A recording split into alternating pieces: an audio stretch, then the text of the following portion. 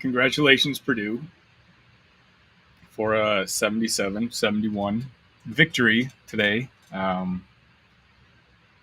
Great game. Exactly how I thought it would go. Two teams that are a lot closer than some want you to think that they are. Uh, 77-71. A little lower scoring than we were expecting. But I've got to say, I think Illinois played as good a defense as they have in some time. And that's a positive thing that I'm, looking at.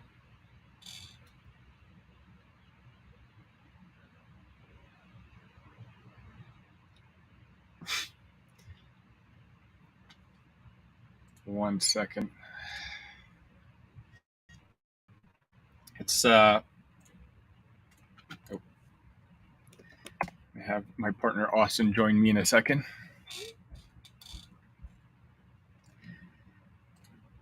Illinois had a very solid first half. I think we played as well as we could have. I think we were up 6 or something like that, and that's essentially without Terrence Shannon Jr. Second half, things changed a little bit, and I'm going to be very careful with the words that I choose. And feel free to comment and let me know what you think of this game, because I certainly have my opinions. And I thought I was being very nice yesterday when it comes to my game preview. Uh, I'm not sure I want to be as nice right now. I'm going to go ahead and add on my co-host, my partner in crime, Austin. Austin, how are you? Doing well. Exiting the State Farm Center after this loss to Purdue, but I can't be mad. I really Exactly. can't be. All right, It we got was, the same mood. By the way, Austin and I have not talked. So what yeah. his impressions right now and my impressions are absolutely genuine and unknown to each other. As you can see, I walked right out of the State Farm Center into my car, and it literally was a game of three bounces. It felt like there was Yeah. some extremely high balls that went in the air, and Illinois did not come down with them, and there were some second chance opportunities for the Purdue Boilermakers. I looked at the defense that Illinois played in that building right behind me, and I could not be more proud of what Illinois accomplished tonight That's against a exactly what guy I just said. like Yeah. Zach Edey and Mason Gillis um, and Lance Jones. I cannot be upset about the performance that took place. Yes, there was a cold stretch, but I mean, this was the first cold stretch in how many games, Sonny? Right. Yeah. No, you're exactly right. It's again, I don't know what you caught before you jumped on, but I literally just said the same thing. Purdue, you forget they're, I think, number 2 in the country in offensive efficiency all year long. This is a very good offensive team, and this is I talked about the score being over under being 200 for this game, thinking that both offenses would show out, and really, I cannot in no way am I upset with the way Illinois played defense today. And this is not just me talking. I genuinely think that we had a performance that actually, in my eyes, may have raised the ceiling for what this team can accomplish in March. Playing what I consider the best team in the country to their limits. As you said, there was a couple bounces that went the other way. There's a couple, referee whistles that could have gone either way. And ultimately to have it a 77-71 loss, I'm not happy, but man, like I'm not feeling too sad either. I mean, at the very end of the game, Foster Lawyer took a very questionable 3-point shot. And if that is missed and Illinois scores a 3-pointer, we're talking about a tie ball game. We're not even on the air yet. We're seeing overtime between Purdue and Illinois, and you just happened to nail that shot, and then that became a 6-point game. So I look at this performance, and this is what high level basketball is. Sometimes it goes your way, sometimes it doesn't. And tonight it didn't go Illinois' way, but this gives me a lot of optimism for the NCAA tournament Hmm. because you're going to deal with some tough offenses, and Purdue is one of the toughest they have because of Zach Edey and the 3-point shooting that Purdue Boilermakers possess. Illinois was able to nip that in the bud for most of the game. So I really come out of this game more optimistic than pessimistic, even though it resulted in a loss. For some reason, the comments aren't showing up on my EV Mux right now, but we do have a couple comments in, so I just want to highlight them. Finger sleeves. Thank you very much for tuning in tonight. If Illinois plays the rest of the season like this, I'm good. Yeah, I Yeah. mean we went toe to toe with, again, what I consider the best team in the country, and a couple bounces this way, a couple referee whistles that way, and the result could have been reversed. And I think if this is a team that shows up, we're not going to shoot like that again, or we may, but I mean, this was our, as you said, our worst offensive output in a very, We very were long 4 for time. 16 from the 3-point line. That doesn't happen often for this Right. Illinois basketball team. Uh-huh. And I mean, it does suck that you kind of wasted a Quincy Guerrier game into loss. He had 12 points, but just the fact that he played that well offensively, that is more of a positive to me than the end results of this game. Like, I was shocked how I walked out of this arena because I made the drive from Southern Illinois, a 3.5 hour drive to come to this game. Oh wow. And if you would have told me that there would be a loss, I would have been so distraught. But the way that Illinois played, the way that they just kind of took advantage and took control of this game at times was so positive against the number 3 team in the country. We were waiting for a performance like this. We did not want another 95-91 kind of style game. And that's what we got. We got a strong defensive effort today. And I could not be more impressed by this Illini basketball team, even with a loss. We have 37 people watching us right now, Austin. If anyone who's watching who's not liked and subscribed, we do this at the end of every single game. So give us a follow. Share this content with fellow Illini friends. We also have another comment from On the Mark. And you know what? I actually agree with this one. Halftime adjustments hurt us. Why did Brad go away from letting Edey being their only offense? They started doubling and gave everyone else confidence. 3 points is more than 2 points. Now, this was actually one of my keys to victory in the first game. I talked about how you just got to let Edey be Edey. Let him get his monster 35 points. Let him get his 16 rebounds, whatever. But you try to shut down everyone else. And I did see that happening in that first half. Edey was having his way, but I think at one point he had 14 points and the rest of his teammates had 14 points. And certainly at some point in the second half, we kind of shifted our strategy a little bit. Braden Smith, one of the best point guards in the country, made some really clutch shots. All credit to him. You see why he's going to get the accolades that he's going to be getting, and it's going to be a pain in our rear in the Big Ten for the next couple of years. But the adjustment, I just don't know if it was needed. I'm very curious to hear. Obviously, we go live with you guys immediately, so we don't get to hear the Underwood post game. But Austin, do you have any thoughts on that? I mean, I completely understand where he was coming from, but you know me, I'm an analogy guy. And this reminded me of the 2017 Chicago Cubs. Remember in the Washington Nationals Chicago Cubs series where Joe Madden walked Bryce Harper every single at bat that took place? It didn't matter what the situation was. Bryce Harper was getting walked. Yeah. And I think that's kind of how the first half played because Zach Edey was getting his 2 points. The rest of the team was struggling mightily offensively.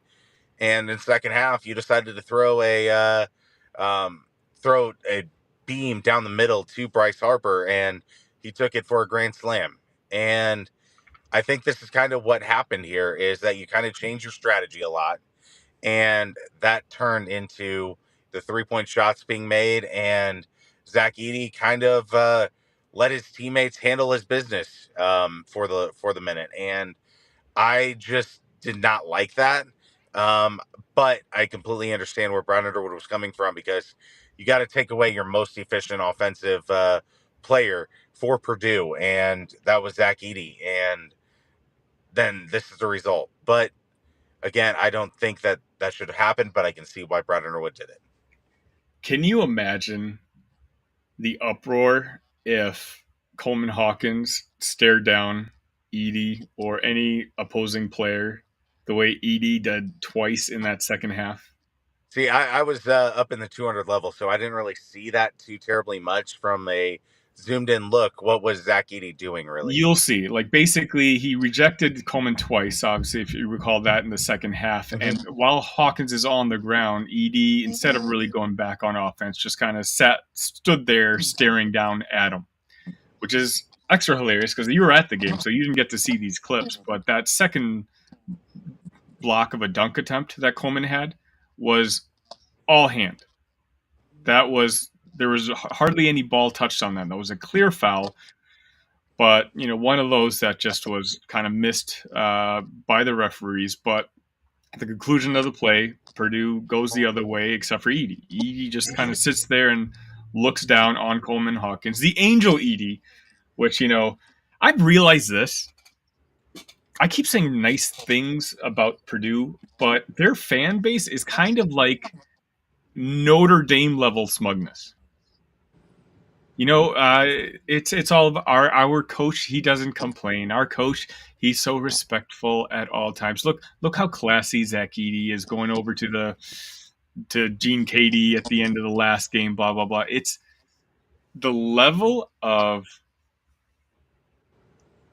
lack of humility by that fan base is something which is, I guess, I'm starting to get more aggravated by.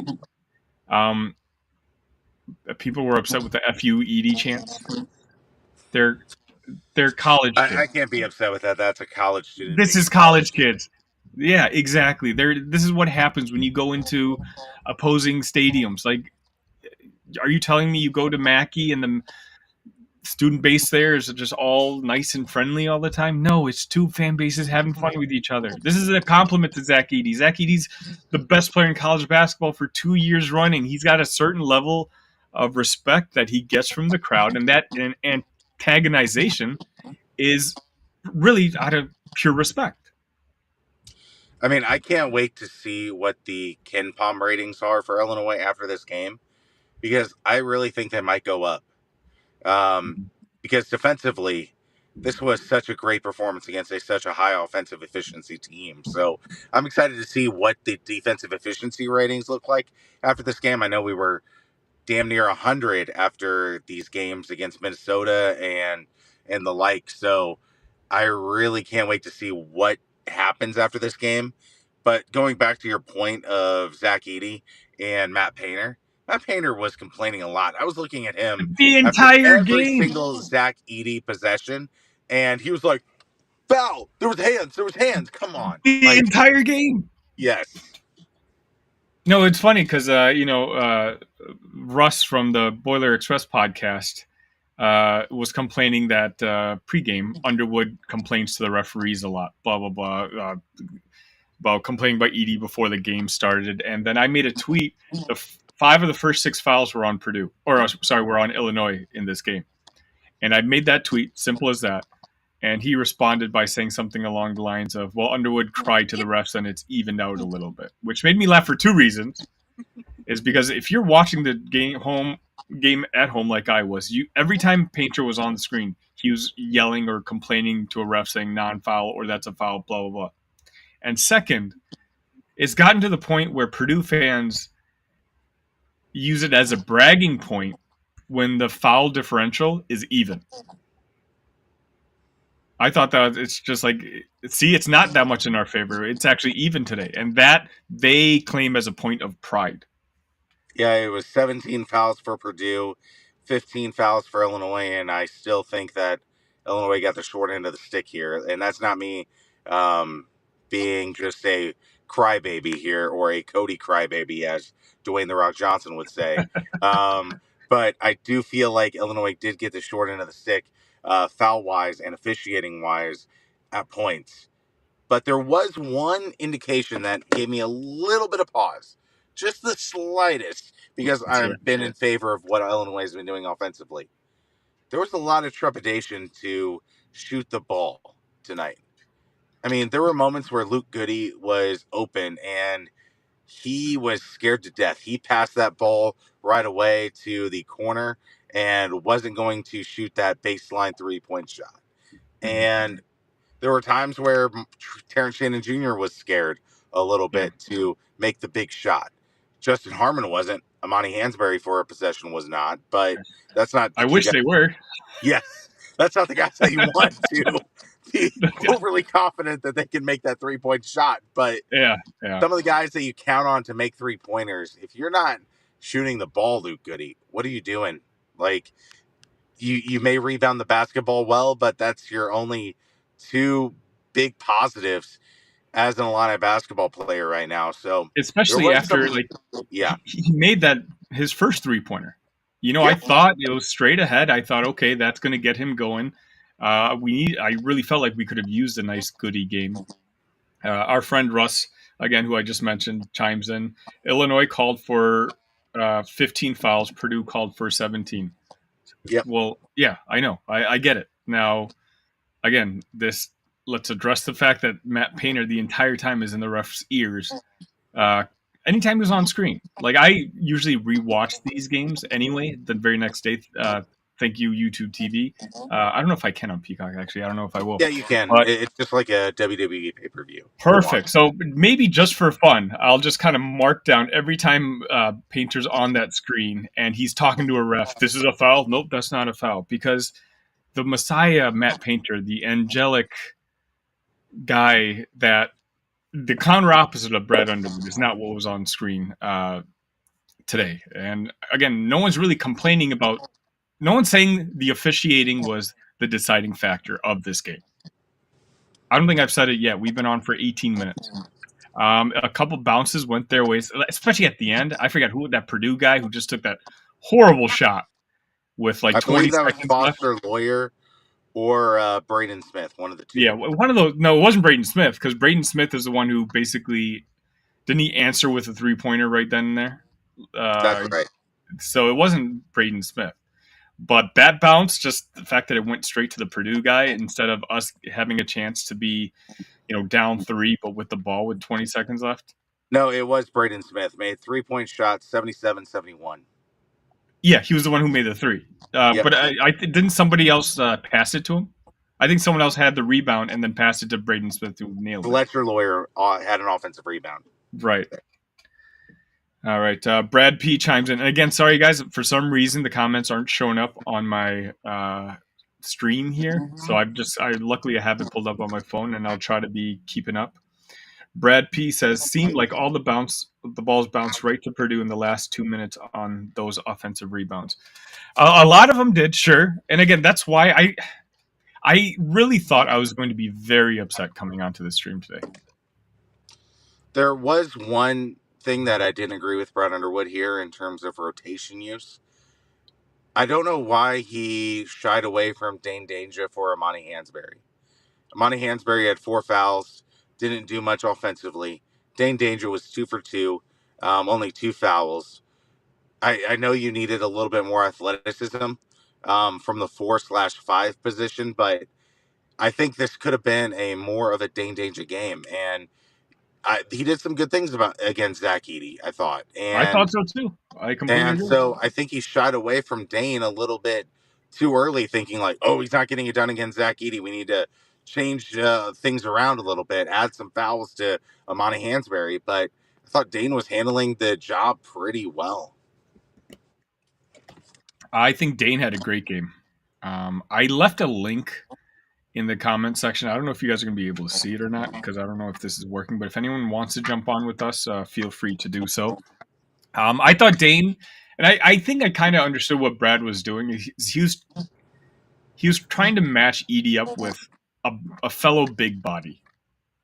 Yeah. Just a big physical guy. And I think, Amani Hansberry, he was about to set a record for quickest time of fouling out once he got into the game. But at least he's a big body, and I think the hope was that he could kind of duplicate what Dane was doing. But Dane's been in college basketball for 3 years now, and he kind of knows the tips and tricks. And Amani Hansberry, you can tell, was a little green, and he got called for foul after foul, which, I mean, it happens. It happens. But yeah, I mean, you can't complain about Dane today. I thought Dane had a really solid game. He was bothering Edie. Not maybe not bothering Edie, but he wasn't making it easy for Edie, as easy as he usually has it. Yeah, and I mean, offensively, Terrence Shannon Jr., 11 points, 0 for 4 from the 3-point line. Those kind of games don't happen for Terrence. 3 for 13 from the field, only 2 fouls in the first half, and I think those first half fouls kind of changed the way that Terrence played a little bit. So I think offensively, you won't see a lot of Terrence Shannon Jr. games like this. And again, that's why I can't be too mad.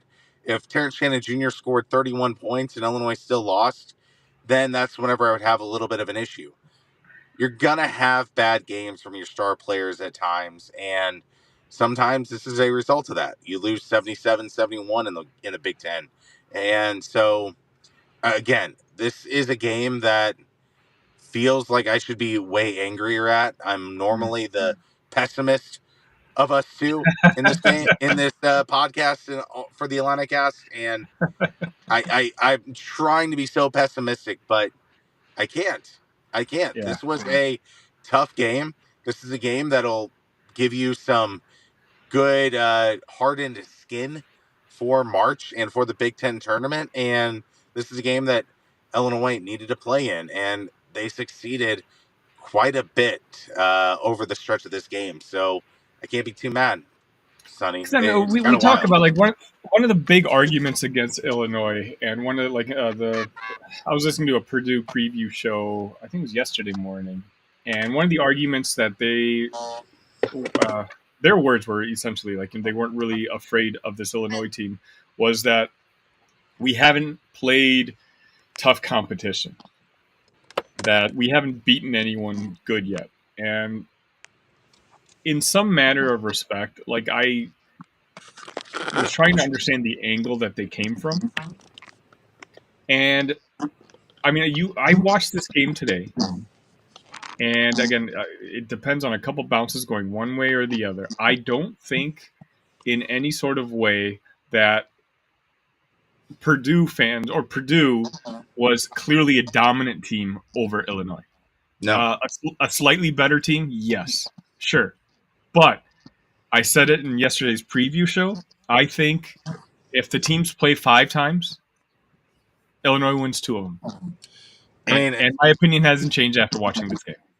I mean, it's kind of like the 04-05 Illini. I mean, that Michigan State team that year with Shannon Brown was a very, very talented Big Ten team, but they just could not overcome the Illinois Fighting Illini. And they were still an Elite Eight team that year. They were an inch away of Shannon Brown's foot of making the Final Four and possibly taking on Illinois in the national championship game. So this isn't a heartbreak for Illinois. It was a slight chance that you would win the Big Ten regular season title because Purdue still had to lose Wisconsin Right. Yeah. as well. So this is a game that Illinois needed to happen. This is a game that Illinois fell short in, yes, but in this is a team that kind of showcased what they can do against a dominant team, against a UConn, against a Houston, against a team that you might face in the Elite Eight or the Sweet 16 to go to your final destination of a Final Four. And I think that it very well could happen for this Illini basketball team. We have Dylan Kuhn, also from the Boiler Express podcast, with a bunch of choo-choo train emojis. Thank you for your contribution. Jeff Mish, you still haven't beaten anyone yet. Again, that awesome, classy Purdue fan base chiming into an Illinois podcast. Thank you so much for giving That's us the Big those Ten watch for you. hours. We are the dominant rivals of the Big Ten, Yeah. Illinois and Purdue. I take it as a as a pride point that you would go on to an Illinois podcast after the game and not celebrate, but No, to no, yeah. lather in the awfulness of the loss for your Big Ten opponent. I take it as a pride point. Thank you for coming on. He follows it up. So even after losing at home, you think you would beat Purdue 2 out of 3. Now I don't know if you know how it works. 2 out of 5 isn't 2 out of 3. There, Mr. Well, Purdue I think fan. there's 3 games left, and he called me delusional again. Thank you so much, Jeff. Thank you so much. Listen. If we win, if we match up in the Big Ten championship or in the NCAA tournament, we're gonna get one of these. So Mhm, congratulations if you win the 2 in the regular season. We mhm. are going to take one whenever it firmly matters. Whether it's a Terrence Shannon Jr. awesome game or another Marcus Damask game where he scored 20 points. Maybe he'll get 24 and Illinois will win a game against Purdue. I mean, again, we're going to win 1 or 2 of these games out of 5. And this isn't a sweep situation.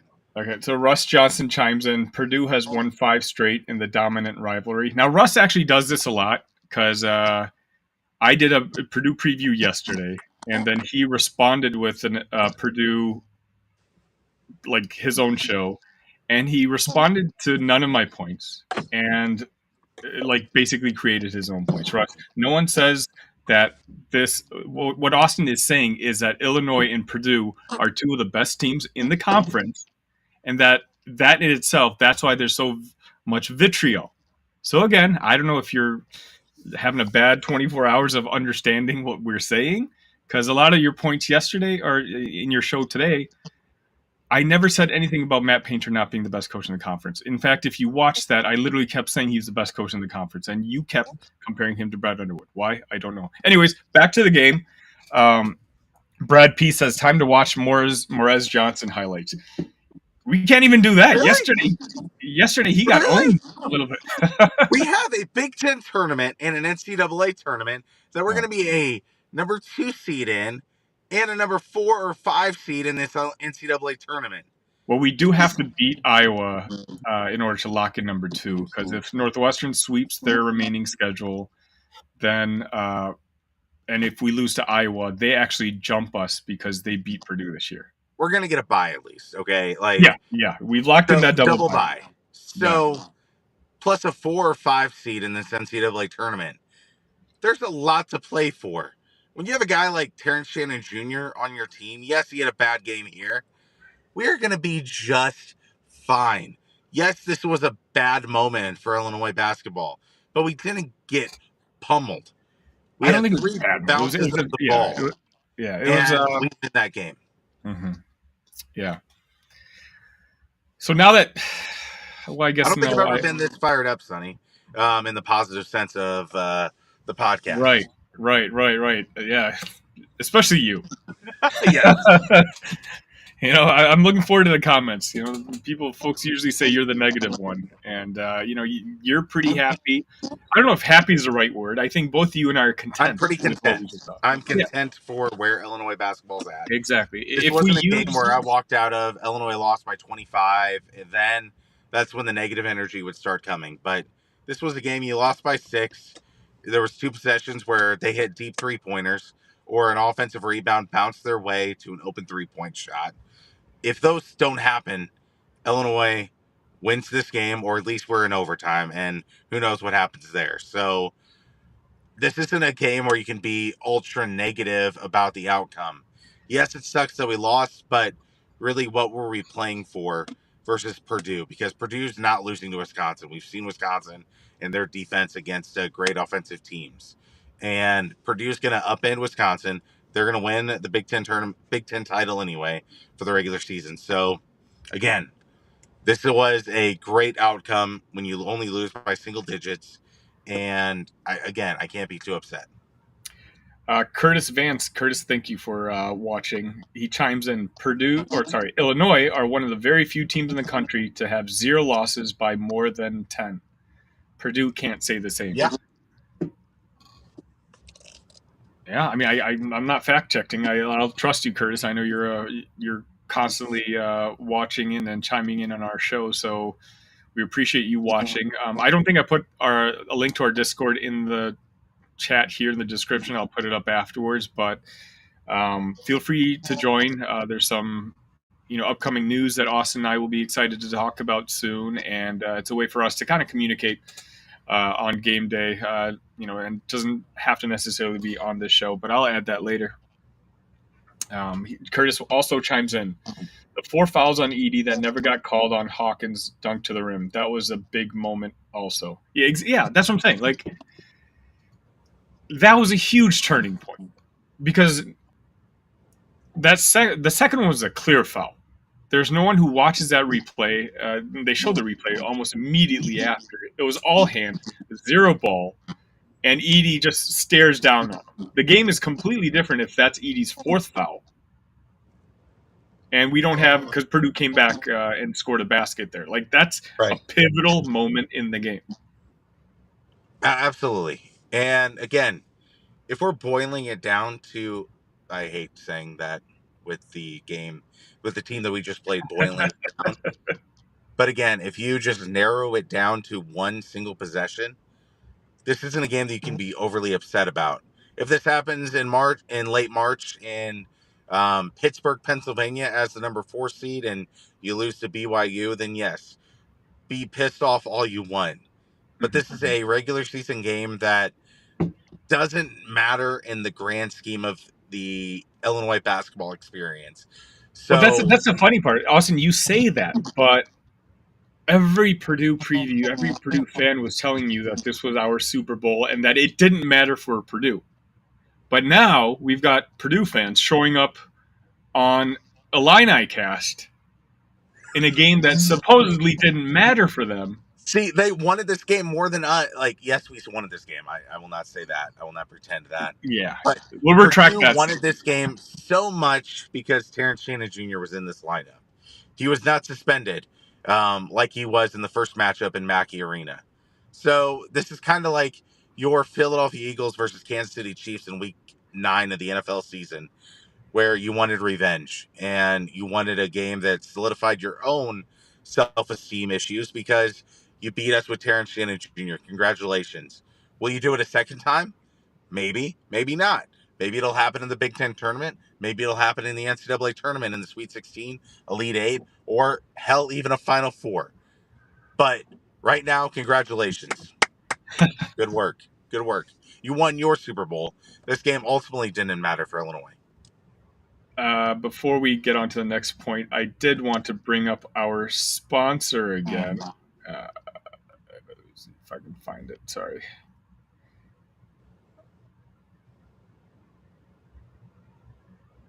Where is it? All right.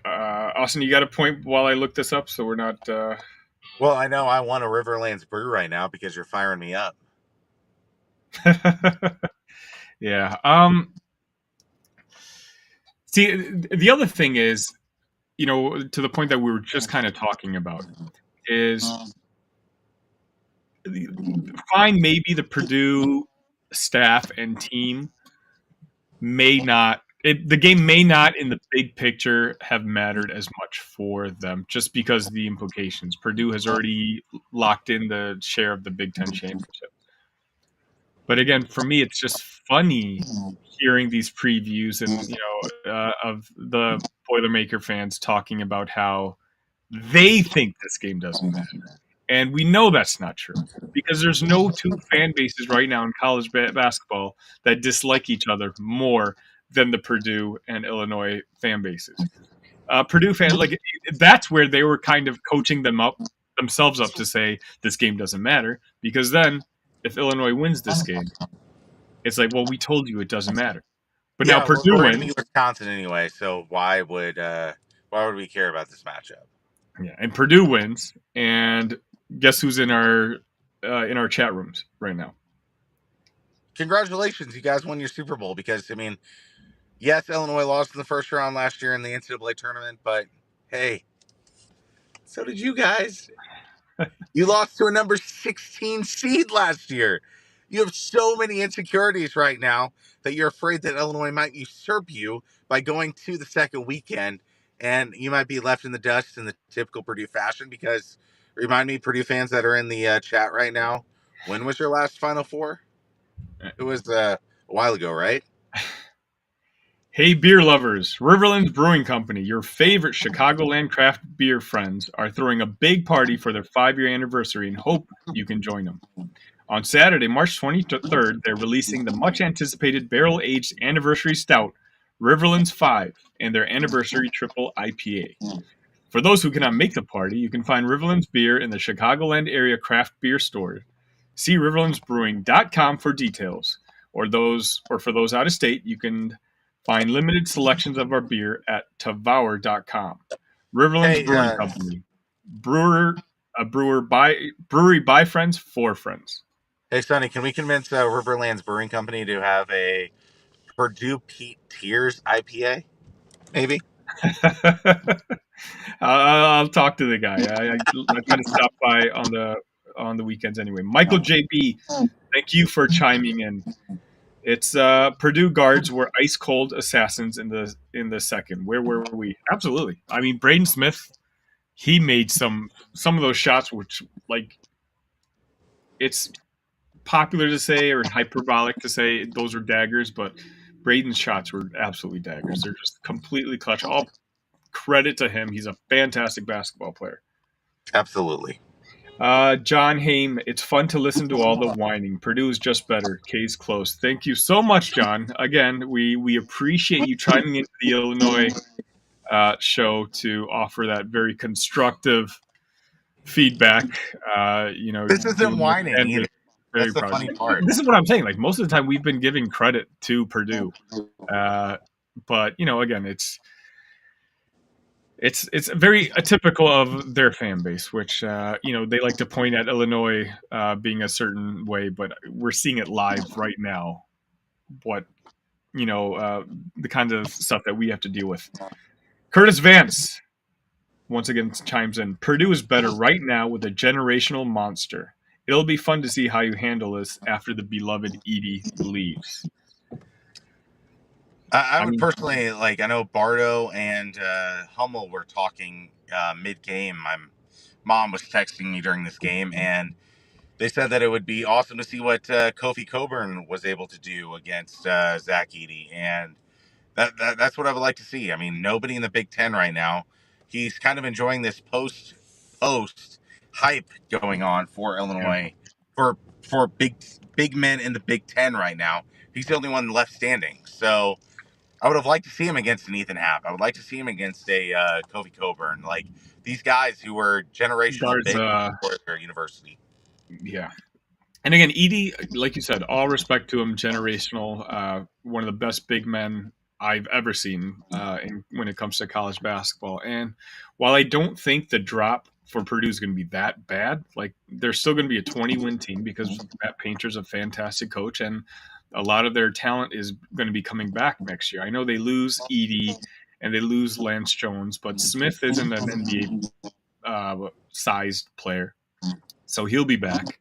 And I know they got Cannon Catchings, which they're very excited about next year as a freshman. But it's a difference between being a very good team with Zach Edey in the middle and just being a very good team without Zach Edey.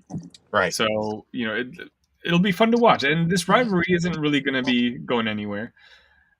Peter Saunders responds, Peter, thank you for watching. Fletcher Lawyer has a receding hairline. I wanted to go ahead and read that aloud since, I've let a couple of the ones on their side slide. So why not, Fletcher? Or, sorry, Peter. Appreciate you, sir. Yeah, so we got to win against Iowa now at this point, just to lock in the number 2 seed. It's not a complete deal breaker if we don't. I haven't looked at what the standing or what the bracket is going to look like. I think both Purdue and Illinois, I don't know if you agree with me here, Austin, but I've said this all season long. I don't know how important this Big Ten tournament is to either of our teams. I think it's all about getting you guys rested and ready to go for March, because no one's going to remember. Well, we may remember if we win the Big Ten tournament, but right now for both of these programs, and that's Purdue and for Illinois. What's going to matter is what happens when the NCAA tournament starts. This tournament is more important for a team like Northwestern to prove to themselves that they can compete at the highest level daily and not just every now and then. So for a team like Purdue, for a team like Illinois, they just don't want to get beat the hell out of, where they are going to just be competitive and then really get the best out of themselves for the selection Sunday and for the first and second round to actually enjoy a Sweet 16.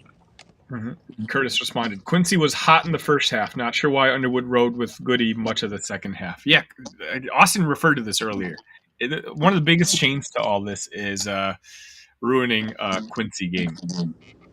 Yeah, that first half, I was like, oh my, if Quincy can do this, Yeah. then Purdue's in big trouble. But then in the second half, the hot hand was kind of taken away from Illinois. Mm-hmm. Once again, we have about 14 people watching between all the different platforms. We don't quite have 14 likes on this video, so hit that button if you guys don't mind. Hit that button if you hate Purdue right now. Like we're kind of, or their fan base. Let's just go ahead and pin this on the fan base. The players, coach, I don't mind too much. Uh, but yeah, any final thoughts, Austin? Player of the game. Who's your player of the game? Player of the game, I've got to give it to Marcus Damask. I mean, even in the loss, I feel like he was such a crucial aspect to what Illinois did. I feel like he was a great offensive player. That sequence where he had Lance Jones back down in the post and then he took on the monster himself, Zach Edey, was just incredible. I've never seen anything like that. So I think those two guys, um, going against those two guys was just awesome to see from Marcus Damask. I think Damascus is a good choice. I also want to give credit to. I think Coleman Hawkins had a good game.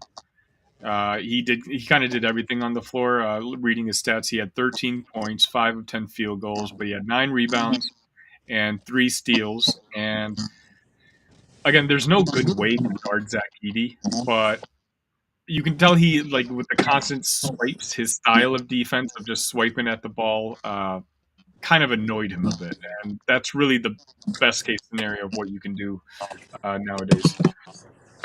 Nick Burris, Choo Choo Train, Choo Choo Train, Choo Choo Train, Boiler Up. Thank you for your also thoughtful contribution to the chat. Thank you for I thought watching. they were smart. I thought they were like engineering students and all that. Like, I mean, again, we'll take it. It's while you're here, Curtis and Jeff, or I forget your name. Please subscribe to us if you enjoy watching this Illini content. I'm here. Austin is here a couple times a week. We can give you as much Illini content as you want. But for now, Austin, I think that's probably it for today. We'll possibly recap this game later on this week, and we'll talk a little bit about the Iowa game and how important it's going to be moving forward. I think it'll kind of depend on whoever Northwestern is playing next. So let's just hope that Northwestern loses and the Iowa game doesn't matter so much on Saturday. But final thoughts. just great job, Illini, even in the loss. Couldn't be more proud of the effort. A couple bounces a different way. Illinois is winning this game, and Purdue loses their Super Bowl. So um, I, I can't be too mad again. Like, I think that's the theme of this episode is can't be too mad at this effort.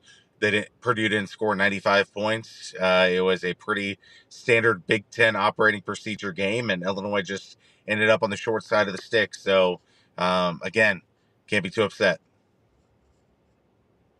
All right, so we'll wrap it up with a couple more thoughts real quick. Curtis Vance, this is the best Coleman has played a true 5-man in a while. Yeah, it's funny.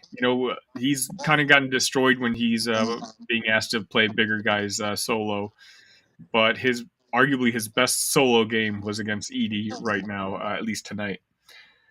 Finger Sleeve says Purdue fans should strive to be as classy as their coach.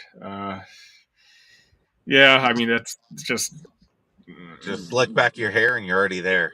It's yeah. So I'll leave with this one. I know we've been going back and forth. Russ Johnson once again. Again, no hard feelings. It's just post game. He says, bottom line, good game. A rematch in the Big Ten tournament or NCAA tournament will be turned up to 11 and maybe the game of the year. I agree with that. I agree with that. Solidarity I think, match in the best game of the year. That would be awesome. and I think we should end it there because, with some positive vibes moving forward. Again, me personally, and I think Austin, you agree with me, and I'm glad to hear that. I don't really feel negative about this game. I think it was it's a good battle back and forth. For me, my biggest thing I'm happy about is just to see the defense kind of return a little bit today. Yeah. And if we can keep that up and continue being the offensive team that we are, then despite the 6-point loss today to Purdue, in my own perception of our ceiling, has raised considerably in March. And that's going to be it for now. Thank you all for watching. We will, again, like I said, we'll check in with you guys later on this week. But for now, ILL. I thank you, son.